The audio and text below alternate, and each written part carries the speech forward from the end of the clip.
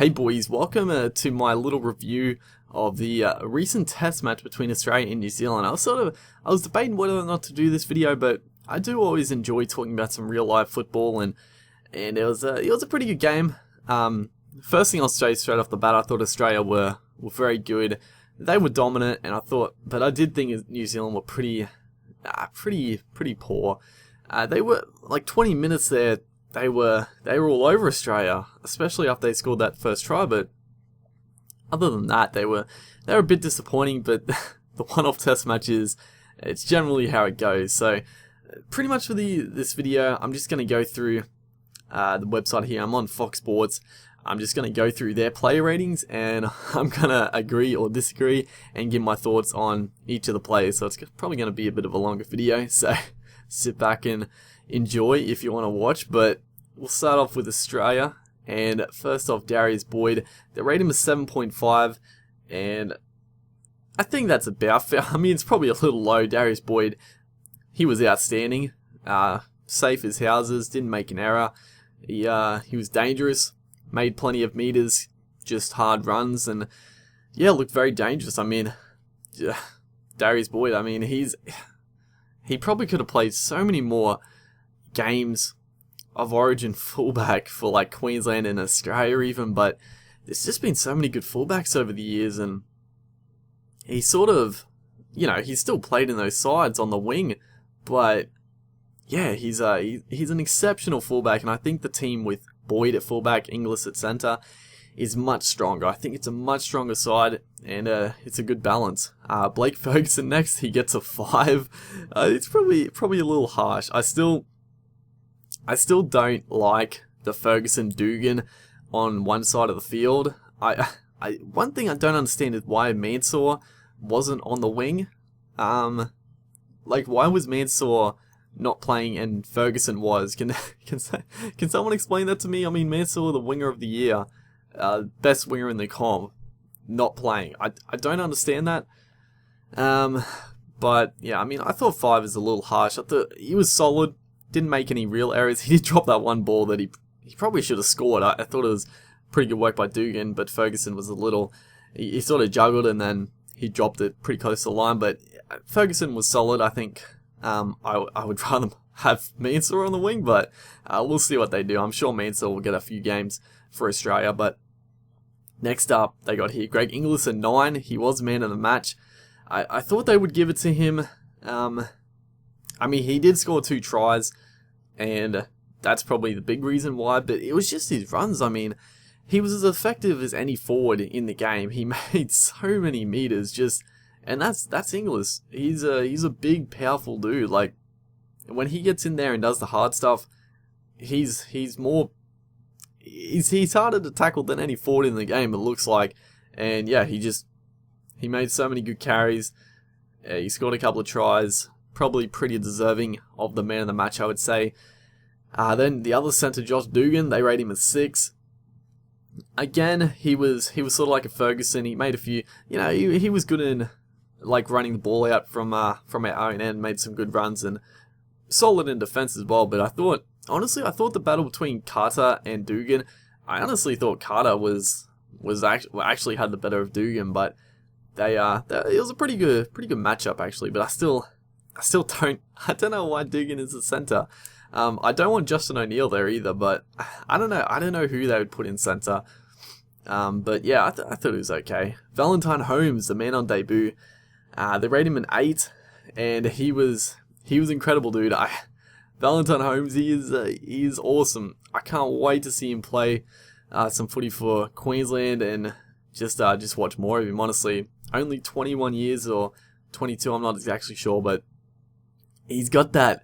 And I've said this before, but like my favourite of all time players, Carmichael Hunt, he reminds me so much of him. Not in terms of like the way he plays, but just the run backs, dude. He runs full steam straight into the line, every like kick return and just hit up. It's great to watch. He was exceptional. I thought the first half he was man of the match, but the second half he was a winger. He didn't really have much to do, so he still a very good debut. Jonathan Thurston, 6.5. Very, very harsh. rating there. They do say here he missed a tackle on Kevin Proctor, which, yeah, that was his only error of the game. Like, so many times he put in these, like, his kicking game was perfect. So many times trapping New Zealand in their 10-meter line. Just solid. Just solid again. Just Thurston. What can you say? It's Thurston. 6.5, definitely underrated. Cooper Cronk is 7. It's sort of the way it goes, you know. If Queensland and Australia do well, it's like they always rate Cooper Cronk and Thurston not that highly, or especially Cronk. They usually rate Thurston highly, but Cronk usually only about a 7 or a 6. But again, Cronk was solid, didn't make any mistakes. Kicking game was very good.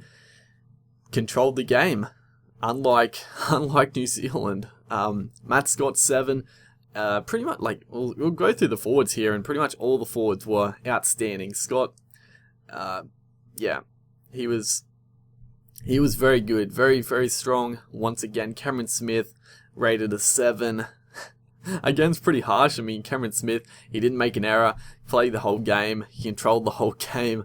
Probably should be a little higher, but, you know, he didn't do anything flashy. He didn't score any tries, so it's a bit hard to give him too many ratings right there. But once again, controlled the game. Shannon Boyd, another debut player.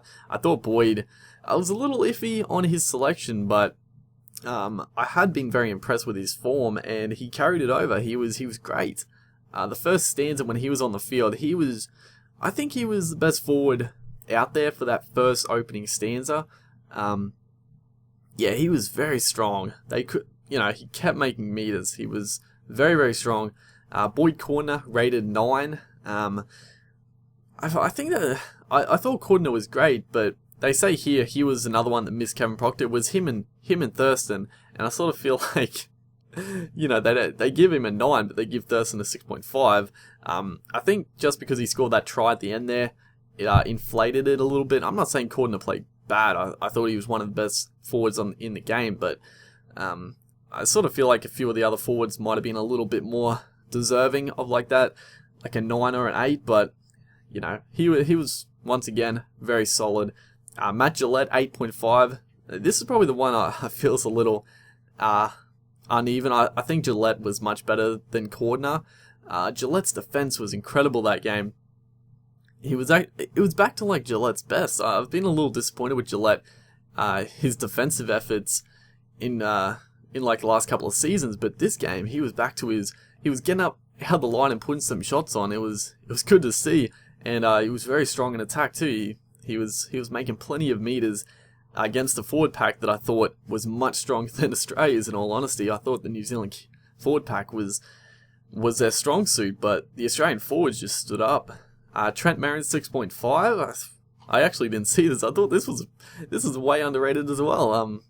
I thought Merrin was very strong. The offloads.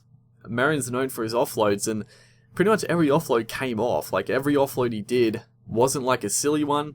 It didn't lead to a turnover. It actually led to like some more meters gained and some good attacking play. So should have been higher. David Klemmer off the bench 6.5. I think that's pretty fair. I didn't think Klemmer was that good. At the very end of the game, he started to make a bit of meters when New Zealand were pretty poor. But when he first came on, I thought he didn't really provide too much impact. But that's my opinion. Michael Morgan a 4. I'm pretty. Yeah, I don't understand. Like, I'm a Queensland fan. I like Michael Morgan, but I don't understand why Queensland and now Australia are persisting with Michael Morgan on the bench. You know, obviously if a half gets injured, then it's good to have a Morgan on the bench, but I feel like having a forward to come on for an X Factor is better than having Michael Morgan. He's not going to come up, put a big shot on. I pretty much every time he comes off the bench, I'm not that impressed with his impact, but, you know, they keep persisting with it, so what do I know? Tyson Frizzell, a 5? What is this 5? Had a couple of nice carries, but far from the impact he had from New South Wales and Origin. I'm reading that off the site here. I can't believe that. I thought Frizzell was outstanding. The time he was on the field, he was busting them up. Maybe I was watching a different game. I thought Frizzell was really good. That's ridiculous. And then Sam Thaiday 6.5. Again, I thought another solid performer. I thought Thaiday was probably like a Clemmer. He didn't provide too much impact, but solid as always. And yeah, that's the Australian side. Overall, no one really played bad. Just everyone was solid. A few players stood out. Now the New Zealand side. This is a little poor. Jordan Kahu 5.5. I think that's a little harsh. Obviously Kahu didn't create too much in attack, but he was just solid. I mean, so many little grubbers, attacking kicks. Kahu attacked. He didn't get forced in goal. I can remember three difficult grubbers put in. He just dove at the ball, got out of the in goal. I thought he was very good, but obviously you'd want a Tuivasa at fullback and Kahu on a wing, but unfortunately they can't do that. Kahu was very solid though. Just need a bit more impact, I guess, in attack. Jason Nightingale a 5. Again, I'm not a fan of Nightingale. I don't know why he keeps playing for New Zealand. He's solid, but the one thing I don't understand is where is someone like a Fusatua?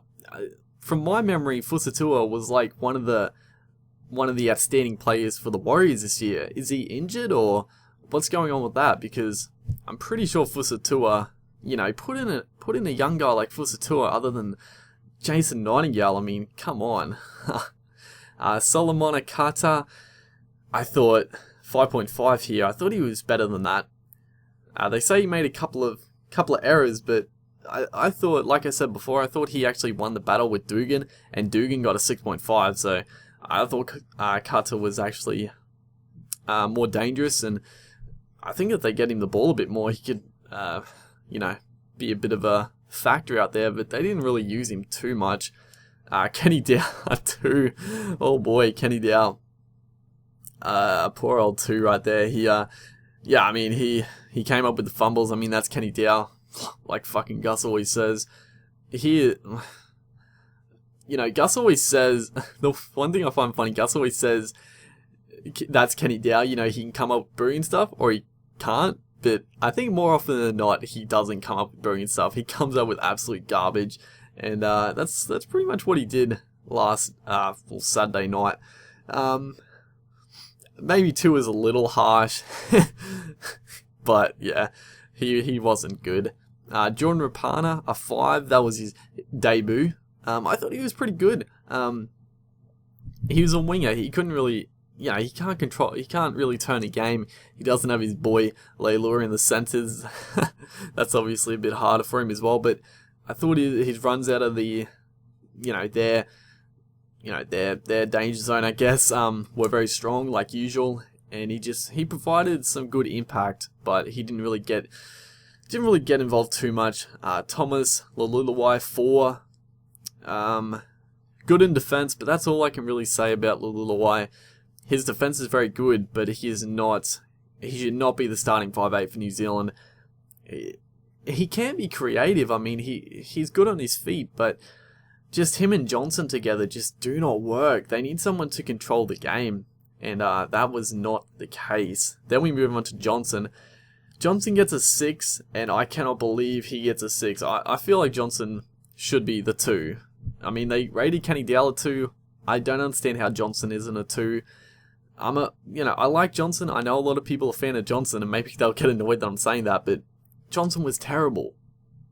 He tried to do a few magical individual plays, but he didn't do any hard stuff. He didn't control the game. His last tackle options were fucking terrible. Defense wasn't that good. I mean, he got just steamrolled by Cordner right at the end. Pretty poor effort. And yeah, I mean, they say he put Kevin Proctor over for their first try, but I mean, whatever. That's his one shining light, I guess. Yeah, it was a poor display. Jesse Bromwich 6.5. I thought Bromwich was pretty disappointing. I think Bromwich is one of, if not the best props in the game. And I thought he was pretty disappointing. I thought the whole forward pack for New Zealand was pretty disappointing when I thought they had the better pack. Isaac Luke a 3. Yeah, I thought Luke was pretty poor. I mean, I was watching him, and I know people were saying this at the start of the year. I haven't really seen too much of Luke at the Warriors, but he did look pretty unfit. I'm not gonna lie, he looked pretty overweight and unfit to what he has been, and it showed. He did not play very well. Hargraves a 3. Hargraves was trash. Hargraves, on his day, he can be aggressive and he can turn a game, but the other half he gives away penalties, and the other time he isn't that aggressive and he doesn't do anything, and he gave away like 1 penalty and that was it. He didn't do anything for the rest of the game. I don't even remember seeing him run the ball. I really don't even remember him running the ball at all. Hargraves might as well have not have played that game. Kevin Proctor a 7. Proctor was probably one of their best forwards. He was pretty much like he plays for the Storm. He scored a try, good in defense, good in attack. I mean, it's Proctor, dude. I'm hoping he goes for the Titans next year. That'd be nice as a Titans fan. Tohu Harris, I mean, pretty similar to Proctor. I think their back row is Proctor and Harris. They've got some good back rows out there, but they didn't utilize them at all well. Tamalolo a 6. Yeah, I thought Tamalolo was very disappointing. He didn't, I remember watching the game, and I don't think he touched the ball till like the 20-somethingth minute. I know Australia had like most of the possession, but he just didn't get involved. He made like a couple of decent runs, but that was really it. I know Gus kept saying, or the commentators kept saying, to get him back on the field, but I mean, he didn't really do anything when he was on the field to start with. So, but yeah, I do agree that he probably should have been on the field earlier. Lewis Brown a 3. I mean, Lewis Brown came on for Luke, and he didn't really do anything either. I don't think Lewis Brown is up. I think someone like a Lululuwai should be on the bench to come on as dummy half, and they have to find another 5'8", but it's whatever. Mine Tapau at 8. This I agree with. I thought Tapau was huge. The one thing I can't understand is Tapau, when he came on, he was destroying. Like that 20 minutes there, Tapau was the main dude. He was destroying Australia, and then he must have went off. I don't know if he went off just before halftime or at halftime. I don't think he played the second half. I don't think he came back on, which just blows my mind. I don't think he was injured. Maybe he was injured, but he didn't come back on. He was the one dude that was actually dominating, and he didn't play at all. I don't understand it. And then we got Ma'u. I like Ma'u as a player. 6.5 here. I think that's pretty fair. He was pretty solid. Pretty much what they say here. He was solid without being brilliant. That's pretty much what I feel as well. He tried a couple of silly offloads that backfired.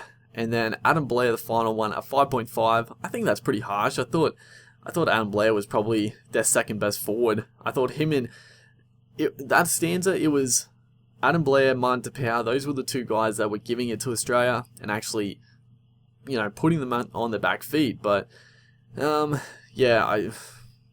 don't know. New Zealand, it's pretty typical. One-off test matches, they just don't turn up. Obviously, it's a big loss to not have Kieran Four in there. They need someone to control the game. I don't know who else they would pick. Can any of you guys in the comment section think of another half for them? Because like I said before, I think Lululuwai should be on the bench, coming on as a bit of a spark at a dummy half, because he's quick as hell. But they just need someone to play 5'8". I don't know who. But yeah. That's a little review here. Pretty long review, like 20 fucking minutes of the game. It was a pretty good game overall. I did like the fact that the first half was daytime. I love watching some daytime football. Usually test matches are never in the daytime, so it was good to see. But yeah, overall Australia, very, very strong. It's looking good for the four nations. New Zealand, a lot of work to do, but, they'll probably pick it up. The forwards will definitely be better for coming games. They got such a strong forward pack, they have to be better. But other than that, hopefully you guys enjoyed this longer video, and I'll see you guys next time.